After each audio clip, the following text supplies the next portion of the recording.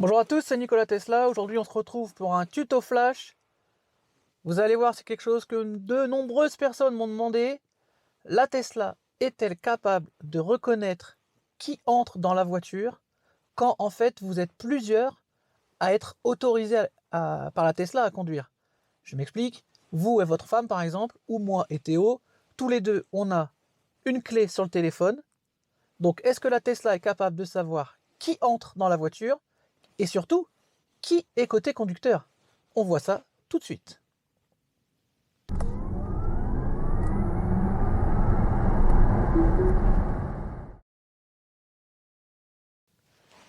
Alors, depuis un moment, il y a pas mal de monde qui me demande Nico, comment ça va se passer quand je vais avoir ma voiture? Puisque en fait, ma femme et moi, on va la conduire régulièrement.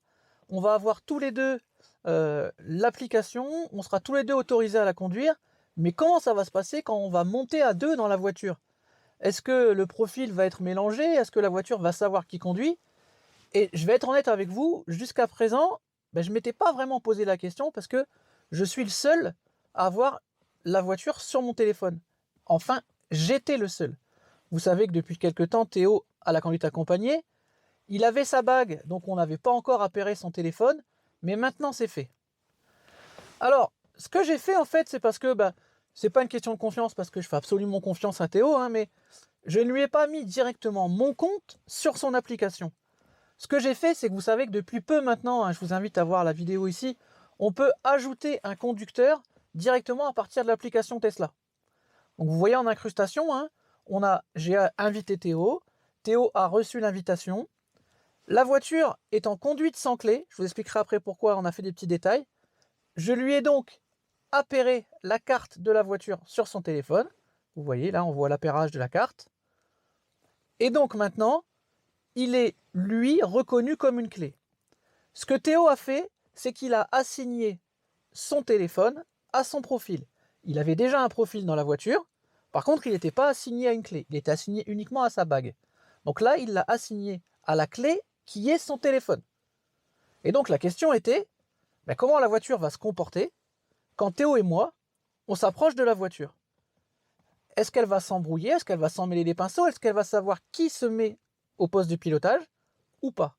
On a fait des essais. On va vous montrer ça tout de suite en vidéo. Alors, on va vous faire plusieurs situations qu'on pourrait rencontrer dans la vie courante. Donc là, vous voyez, si vous regardez l'écran, la voiture est sur mon profil.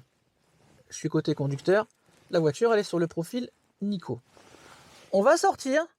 On va vous montrer la voiture qui se verrouille. Et Théo, moi je vais filmer Théo. Pour une fois, c'est moi qui vais être caméraman. Donc vous allez voir que je maîtrise bien moins bien que lui la caméra. Mais je vais le filmer. Il va rentrer dans la voiture et on regardera quel profil s'est affiché.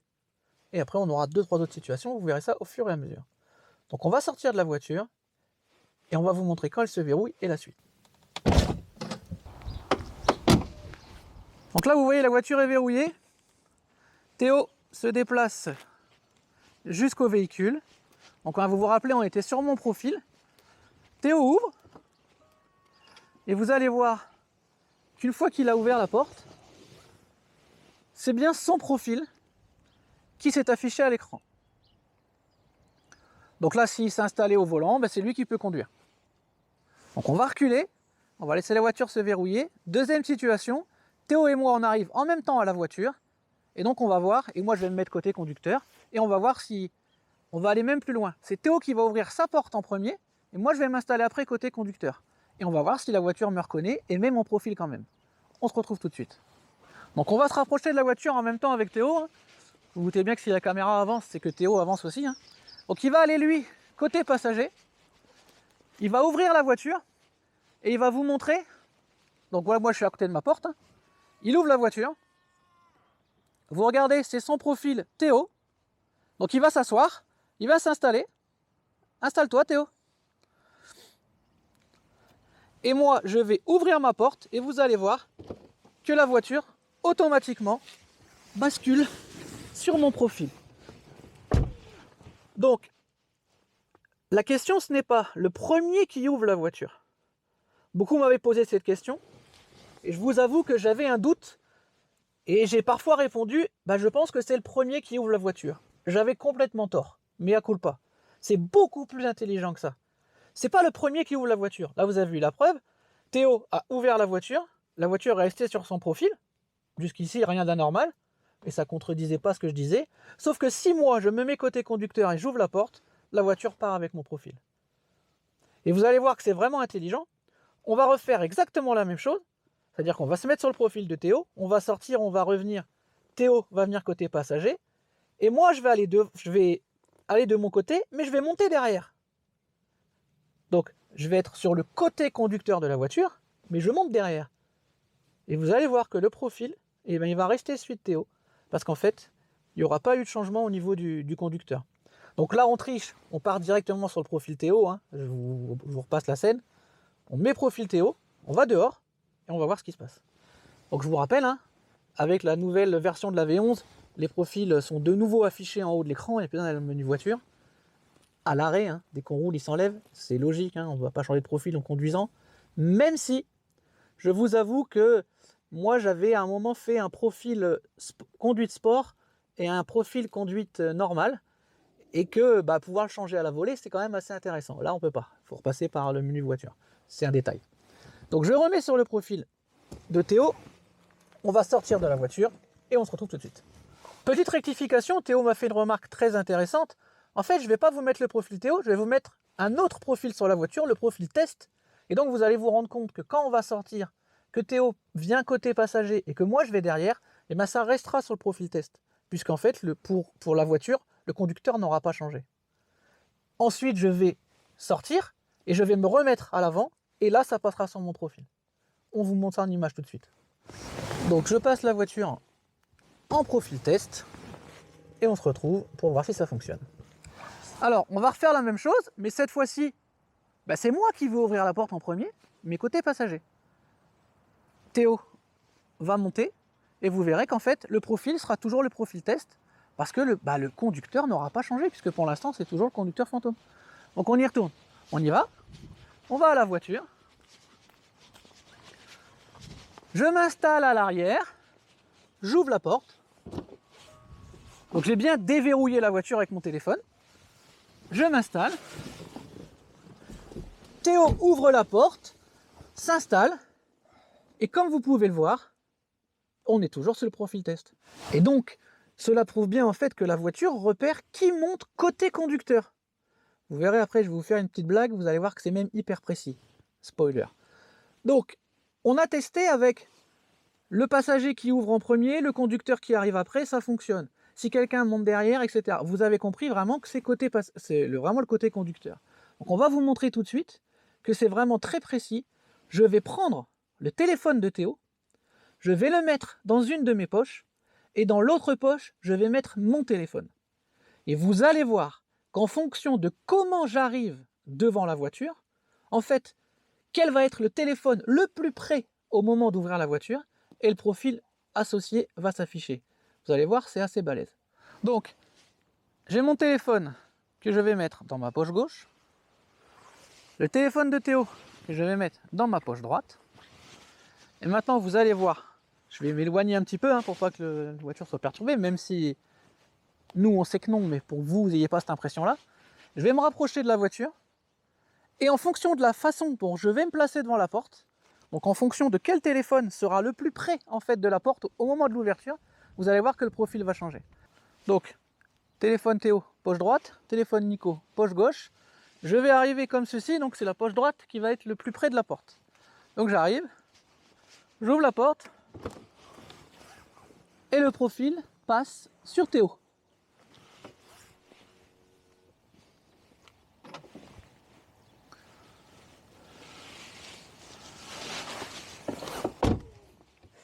Je referme. Donc je vais arriver maintenant en moonwalk, en marche arrière, donc j'aurai la poche gauche la plus proche de la porte. J'arrive ici, j'ouvre la porte, et on regarde, le profil qui vient se mettre, c'est le profil Nico. Donc la voiture a bien détecté le téléphone le plus proche. Par contre, si la porte ne se referme pas entre deux, le profil, je peux avancer n'importe quel téléphone, ça ne marchera pas. Le profil ne prendra effet qu'une fois la porte fermée. Donc là, je vous rappelle, on est sur le profil Nico. Donc, je ferme la porte, je rapproche, donc je m'éloigne un tout petit peu, je rapproche le téléphone. Poche droite, j'ouvre, et vous voyez, il se remet en Théo.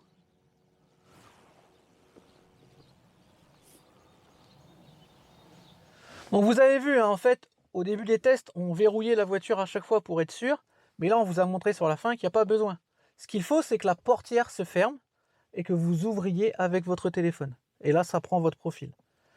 Attention, ne pas oublier, hein, associez bien votre profil à la clé. Sinon, ça ne fonctionnera pas. On va aborder un petit point aussi que j'ai eu parfois dans les commentaires. Les gens, je pense, confondent deux choses. Confondent téléphone prioritaire au niveau du véhicule et profil. Profil prioritaire entre guillemets.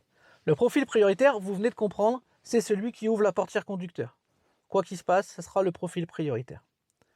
Le téléphone prioritaire, ce n'est pas la même chose. En fait, quand on dit à la voiture qu'il y a un téléphone prioritaire, c'est pour les appels, les SMS, éventuellement la lecture Bluetooth.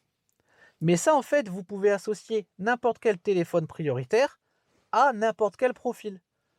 Exemple, je peux associer le téléphone de Théo en téléphone prioritaire sur mon profil, parce que c'est lui qui a la meilleure musique, par exemple. Si vous associez votre téléphone en prioritaire à votre profil, que votre femme associe son téléphone prioritaire avec son profil, quand vous allez rentrer dans votre voiture, ça sera votre téléphone qui va jouer la musique, qui va recevoir les messages. Quand c'est votre femme qui va rentrer dans la voiture, ça sera son téléphone qui jouera la musique, qui recevra les messages. Mais ce sont deux choses différentes, et ces choses-là se règlent à partir de votre profil, dans le menu Bluetooth. Donc on est dans le profil. Donc quand on est dans le menu Bluetooth, on clique sur connecter le téléphone, et c'est ici qu'on peut cliquer sur appareil prioritaire ou non. Là par exemple, c'est mon profil et c'est mon téléphone, mais je pourrais très bien mettre le téléphone de Théo en appareil prioritaire. Et vous avez vu, ça enregistre dans mon profil. Donc on peut vraiment choisir le téléphone prioritaire. Je répète, c'est pour les messages, la musique, etc. Ça n'a rien à voir avec l'ouverture et la gestion du véhicule. Ce sont deux choses différentes. Donc là, je vais remettre mon téléphone en prioritaire. Ça enregistre sur mon profil. Et voilà. Donc attention, il ne faut pas confondre les deux. C'est vraiment important. Je pense que là, c'est un peu plus clair. Si jamais votre clé n'est pas associée à un profil, quand vous allez arriver dans la voiture, vous allez pouvoir ouvrir la voiture, mais par contre, la voiture restera sur le dernier profil qui était sélectionné. Donc c'est pour ça qu'il est important, si vous voulez que quand vous rentriez dans votre voiture, ce soit vos réglages qui soient pris en compte, associez bien votre profil avec votre clé. Dernier petit point qu'on va aborder, ce qu'on appelle l'autorisation de la conduite sans clé. Vous avez déjà vu, hein, dans le menu voiture, quand on va dans, je cherche où il est, dans l'onglet sécurité, on peut ici autoriser ou non la conduite sans clé. Alors en fait, la conduite sans clé, les clés, c'est tout ce que vous aurez associé comme clé. Ça peut être la key fob, ça peut être le téléphone, ça peut être une ring, et ça peut être bien sûr la carte de base. Tout ça, c'est considéré comme des clés. Ça ne veut pas dire conduite sans carte. C'est pas la même chose, hein. Il faut vraiment avoir l'un de ces éléments comme clé et ça fonctionnera très bien. Petit aparté au niveau du partage de conducteurs sur l'application. Si vous voulez être sûr d'avoir la main sur votre voiture, c'est-à-dire que vous autorisez l'accès à votre voiture, mais vous ne voulez pas que la personne puisse non plus la prendre et partir quand elle veut, eh bien, il faut que vous décochiez sur votre menu réglage sécurité la partie autoriser la conduite sans clé. Quand cette partie est décochée, la personne pourra ouvrir la voiture grâce au partage d'application, mais au moment où elle voudra démarrer la voiture, déjà elle ne pourra pas avec le Komodo, ça ne marchera pas, et quand elle cliquera sur son application démarrer, ça ne fonctionnera pas. Pour que la voiture démarre, il faudra qu'il vous passe un petit coup de fil ou un SMS, et vous, de votre application, vous pourrez cliquer sur démarrer, et il aura 2 minutes pour démarrer la voiture. Par contre, si vous cochez la case autoriser la conduite sans clé, lui, de son téléphone, toujours du téléphone, hein, pas de la voiture, mais de son téléphone, il pourra cliquer sur démarrer. Là, ça fonctionnera. Alors, pour en revenir à notre histoire de profil qui ouvre la voiture, je vous rappelle quand même que c'est dépendant du Bluetooth du téléphone. Et vous savez bien que parfois, il y a des petits loupés avec les Bluetooth, hein, vous vous en rendez compte au moment d'ouvrir les voitures, des fois ça marche pas bien. Moi, j'ai pas ce problème parce qu'en fait, j'ai toujours la key fob sur moi. Et la key fob, il n'y a aucun souci, elle ouvre tout le temps. Mais il peut arriver qu'il y ait des loupés, mais ça sera pas à cause de la voiture, c'est à cause du Bluetooth du téléphone. Donc voilà, c'était juste pour vous le signaler. Si jamais vous avez un moment où ça fonctionne pas, peut-être votre Bluetooth qui a un petit souci à ce moment-là, ça peut arriver. Donc dans tous les cas, j'espère que ça aura servi aux nombreuses personnes qui m'avaient posé la question. Je suis vraiment désolé, j'ai mis du temps à répondre. Et je vous avoue que j'ai bien fait parce qu'en fait, je pensais vraiment que c'était la première personne qui ouvrait la voiture dont le profil s'afficherait. Et non, on a bien vu que c'était la la personne qui se mettait côté conducteur, qui ouvrait la porte côté conducteur. Donc c'est vraiment intelligent, hein. Dites-moi en commentaire, vous, si ça fonctionne aussi bien chez vous, parce que ça se trouve, j'ai une voiture magique, j'y crois pas trop. Dites-moi si Nico, t'es nul, nous, ça fait longtemps qu'on le savait. C'est fort probable, hein, parce que je suis loin de tout connaître sur la voiture. Mais dans tous les cas, voilà. Encore un tuto flash qui, j'espère, vous aura servi ou servira aux futurs possesseurs de Tesla. Malgré l'augmentation, je pense quand même qu'il va y en avoir de nombreux. Et oui, ceux qui n'ont pas commandé, ils font la grise mine, je sais bien, mais bon. C'est les aléas, malheureusement, de la vie actuelle, hein. Je pense que les coûts des métaux, les coûts de production, l'insécurité fait que les chaînes de production, ça doit être un peu compliqué à gérer. Et je pense que c'est quand même aussi une des raisons des augmentations de prix actuelles. On espère que ça va se calmer vraiment très très fort. Donc, merci à tous d'avoir suivi ce tuto flash. À très bientôt sur la chaîne pour d'autres vidéos. Et oui, n'oubliez pas, Gigatelier le 3 avril. Bye bye.